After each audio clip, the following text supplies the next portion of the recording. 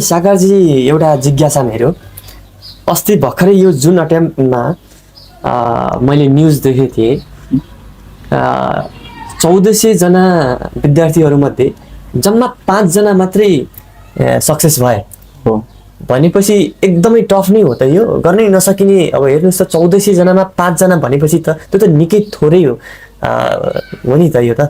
यो अब यसरी हेर्दाखेरि त न्युज हेर्ने मान्छेलाई अनि यो सिए त गर्नै नसकिने हो कि आकाशकै फल पो हो कि भने जस्तो पनि त लाग्न सक्छ। अनि यस विषयमा के हो, साँच्चै टफ नै हो कि के हो, कसो हो, प्रश्न पार्न दिन सक्नुहुन्छ?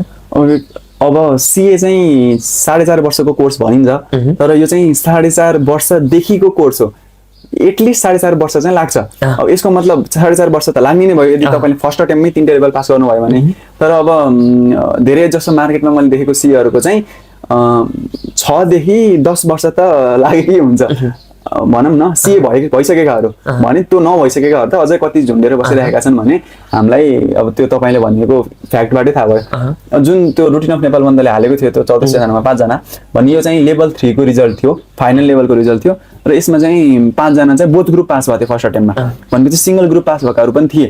तर यो फेल्युर पर्सेन्टेज यस्तो किन हाई भयो भन्दाखेरि चाहिँ लेभल 3 भनेको इन्टर्नसिप भनिन्छ अरू फिल्डमा, यसमा चाहिँ आर्टिकलसिप भनिन्छ। यो आर्टिकलसिप गर्ने लेभल हो यो चाहिँ। यसमा चाहिँ विद्यार्थीले के गर्नुपर्ने हुन्छ भन्दाखेरि चाहिँ अफिस टाइममा अफिस हुन्छ जुनमा चाहिँ हामीले रियल टाइम प्र्याक्टिकल रूपमा होइन अडिटिङ गरिन्छ, जे हुन्छ अडिटिङ ट्याक्सेसन होइन जे सिएको काम हुन्छ, फाइनेन्सियलहरू हेरिदिने सबै कुरा यथावतहरू। अब त्यो चाहिँ दिउँसो गर्नुपर्ने हुन्छ, एउटा छुट्टै काम भयो। बिहान बेलुका चाहिँ रेकर्डेड क्लासहरू हुन्छ, त्योबाट पढ्नुपर्ने भयो। भनेपछि त्यो थकित जान ल्याएर अब घर आएर पढ्न त त्यो भनेको त्यो त अब कमले नै गर्न सक्छन् त्यो कन्सिस्टेन्सी। त्यही कमले गर्न सक्ने भएको कारणले त्यो 5 जना मात्र both group first attempt pass भएका हुन्।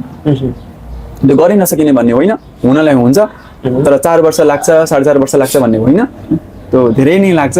र यो सिएको फिल्डमा चाहिँ फेल्युर जुन हुन्छ, अनुत्तीर्ण जुन भनिन्छ, त्यो फेल्युर चाहिँ सिएको अपवाद होइन, हुँदैन हुने भन्ने हो नि, चाहिँ प्रोसेस अफ चार्टर्ड अकाउन्टेन्सी हो। फेल चाहिँ हजुर हुन सक्नुहुन्छ, तपाईँ मेन्टली प्रिपेयर्ड हुने हो, तर हार मान्ने होइन। जो चाहिँ अब एकचोटि फेल भइसकेपछि जो चाहिँ ब्रेकडाउन भइहाल्छ, जो चाहिँ अब त्यसपछि जो एङ्जाइटी डिप्रेसन के हुन्छ आजकल सहन सक्दैनन् जुन फेल्युर, उनीहरूको लागि चाहिँ निकै गाह्रो हुन्छ।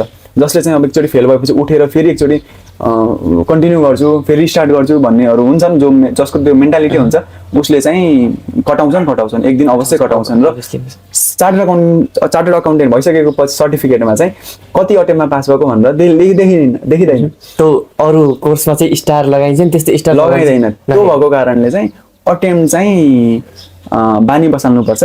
त्यो भन्दैमा सुरुमै त्यस्तो गर्ने होइन कि मैले भन्नु खोजेको फेल भइसकेपछिको मेन्टालिटी चाहिँ चेन्ज हुनु पर्यो। फेल हुनुभन्दा अगाडि चाहिँ रिजल्ट आउनु इक्जाम दिनुभन्दा अगाडि होइन कि रिजल्ट आइसकेर फेल भयो भने चाहिँ इनकेस त्यसपछि चाहिँ फेरि उठ्ने मेन्टालिटी चाहिँ बनाउनु पर्यो। भनेपछि बजारमा सुनिएको हल्ला जस्तै अथवा समाचारले हामीले जुन तरिकाले हेर्छौँ अनि त्यसलाई मात्र नबुझेर सिए अफकोर्स टफ कोर्स त हो नै, तर हामीले जुन तरिकाको हल्ला बजारमा छ त्यतिको एकदमै असम्भवै जस्तो चाहिँ छैन। होइन, छैन एकदम।